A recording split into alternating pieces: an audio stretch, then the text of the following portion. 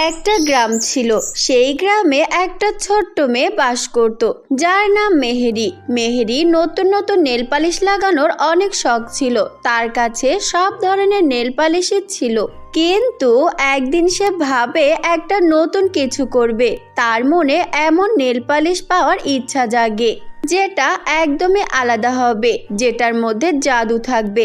একদিন মেহেরি তাদের পাশের জঙ্গলে ঘুরছিল, তখন তার চোখ পড়লো একটা জাদুর গাছের ওপর। গাছটা সাধারণ ছিল, কিন্তু গাছটা ঝিলমিল করছিল। এটা দেখে মেহেরি বলে, এটা আমি কি দেখছি? এই গাছটা তো নেল পালিশের মতোই নানা রঙে ঝিলমিল করছে। যাই, গাছটার কাছে যাই। তখন মেহেরি গাছের নিচে যায়, আর গাছের নিচে গিয়ে দেখে ফোঁটায় ফোঁটায় নেল পালিশ পড়ছে। এমন দৃশ্য দেখে মেহেরি হাত সামনের দিকে এগিয়ে দেয়, আর মেহেরির হাতে এক ফোঁটা নেল পালিশ পড়ে। যখনই এক ফোঁটা নেল পালিশ মেহেরির হাতে পড়ে, তখনই চারিদিকে আলো ঝলমল করতে থাকে। আরে বাহ, এটা তো জাদুর মতো লাগছে। এই গাছে নেল পালিশ আছে, কিন্তু কিভাবে? তখন হঠাৎ গাছটি কথা বলে ওঠে, মেহেরি, আমি হলাম জাদুর নেল পলিশের গাছ। আমি তাদের আমার কাছে ডাকি যাদের মনে নেল পলিশের জন্য সত্যিকারের ভালোবাসা আছে। মেহেরি তখন চারিদিকে দেখতে থাকে, কিন্তু কাউকে সে দেখতে পায় না। তখন সে গাছের সাথে কথা বলতে শুরু করে। সত্যিই কি তুমি একটা জাদুর গাছ? আর এই নেল পালিশ কি তোমার গাছের? এই সব কি সত্যি জাদুর? হ্যাঁ মেহেরি, আমি জাদু দিয়ে বানানো গাছ। আর যেই নেল পালিশ তুমি দেখছো সেগুলো সবাই পায় না। যে এই নেল পালিশ লাগায় তার মধ্যেই লুকিয়ে শক্তি থাকে, সেইটা জেগে ওঠে। কিন্তু একটা গোপন রহস্য আছে, যেটা তোমাকে বুঝতে হবে। মেহেরি তখন গাছের কথা শুনে আগ্রহ নিয়ে বলল, কি সেই রহস্য? আমাকে বলো গাছ, তাড়াতাড়ি বলো, সেই গোপন রহস্য কি? এই নেল পলিশ তোমাকে সেই শক্তি দিবে যেটা তুমি চাইলেই পেয়ে যাবে। তুমি যা চাবে তাই পাবে, কিন্তু তুমি এটা নিজের ভোগের জন্য ব্যবহার করতে পারবে না। তোমার ভালো কাজ করতে হবে। যদি তুমি ভালো কাজ করো তাহলে এই নেল পলিশ তোমার সাথে থাকবে, আর যদি খারাপ কাজ করো তাহলে এই নেল পলিশ তোমার কাছে থাকবে না। মেহেরি তখন এই সব সত্য শুনে কিছুটা ভয় পেয়ে যায়, কিন্তু সে এটা ভাবে যেহেতু এটা আলাদা কিছু, তাহলে অবশ্যই এটা ব্যবহার করা উচিত। আমি এই সত্য মেনে নিব, কিন্তু আমি এটা কিভাবে ব্যবহার করব? তখন গাছ একটা ঠান্ডা বাতাস ছাড়ে, আর গাছের উপর থেকে একটা নেল পালিশ এসে মেহেরির হাতে পড়ে। এই নাও সেই জাদুর নেল পলিশ। যখন তুমি এটা হাতে লাগাবে তখনই এটার শক্তি তুমি বুঝতে পারবে, কিন্তু খেয়াল রাখতে হবে যেই কাজই করো সেটাই ভালো মনে করতে হবে। আর একদিনে নিজের জন্য শুধু একটা ইচ্ছাই পূরণ করতে পারবে। যদি একবারের বেশি এটা ব্যবহার করো তাহলে সেটার ফল অনেক খারাপ হবে। মেহেরি তখন নেল পালিশ নিয়ে বাসার দিকে চলে যায়, আর গাছকে ধন্যবাদ জানায়। ঘরে গিয়ে মেহেরি তখন সেই জাদুর নেল পালিশ লাগানোর সিদ্ধান্ত নেয়। সে ভালো করে তার নখের মধ্যে জাদুর নেল পালিশটা লাগায়। যখনই নেল পালিশটা নখে লাগায়, তখন মেহেরির আশপাশে চমকাতে থাকে, আর মেহেরির নখও চমকাতে থাকে। বাহ, কত সুন্দর! কিন্তু এটার জাদু শক্তি ব্যবহার কিভাবে করব সেটাই তো বুঝতে পারছি না। তখন মেহেরির হাত থেকে একটা ছোট আলোক রশ্মি বের হয়, আর তার সামনে একটা ছোট্ট ঘর চলে আসে। ঘরের রং সেই নেল পলিশের মতোই ছিল, লাল রঙের একটা ঘর। মেহেরি তখন হাঁ করে দেখছিল ঘরটা। এইটা তো একটা ছোট্ট ঘর। এটা কি আমার জন্য নাকি?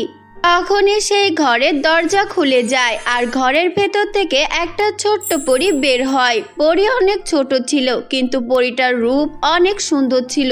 তার পাখা চমকাচ্ছিল, আর হাতে একটা ছোট্ট জাদুর লাঠি ছিল। হ্যাঁ, এটা তোমার ঘর। আমি হলাম জাদুর পরী। এই জাদুর নেল পালিশ দেখাশোনা আমিই করি। তুমি যখন এই নেল পালিশ লাগিয়েছ, তখনই এই ঘর তোমার জন্য বানানো হয়েছে। জাদুর ঘর? কিন্তু এটা কি কাজ করে? এই ঘর তোমার উপকার করবে। যখন তুমি কোনো বিপদে পড়বে, যখন তোমার মন খারাপ থাকবে, তখন এই ঘরের দরজায় শব্দ করো, তখন আমি তোমার উপকার করার জন্য আসবো। মেহেরি তখন অনেক খুশি হয়ে যায়। তখন সে ভাবে সেই জাদুর নেল পলিশ আর জাদুর ঘর ব্যবহার করবে সব ভালো কাজের জন্য। পরের দিন মেহেরি তার জাদুর ঘর আর জাদুর নেল পলিশ ব্যবহার করার সিদ্ধান্ত নেয়। যখনই মেহেরি এক এক জিনিসের হাত দেয়, তখনই সেটা সোনা হয়ে যায়। মেহেরি অনেক ভালো মানুষদেরকে সাহায্য করত। মেহেরির কাছে পুরো গ্রামবাসী আসে যারা অনেক গরিব ছিল, যাদের কাছে খাওয়ার জন্য কিছুই ছিল না। মেহেরি তাদেরকেও সাহায্য করে আর তাদেরকে টাকা দেয়। যত বেশি ভালো কাজ মেহেরি করেছিল, সে দেখছিল তার নেল পলিশ ঝিলমিলও আরো বেশি করছিল। আর মেহেরি যেই জিনিসটাই হাতে নিত সেটাই হীরার হয়ে যেত।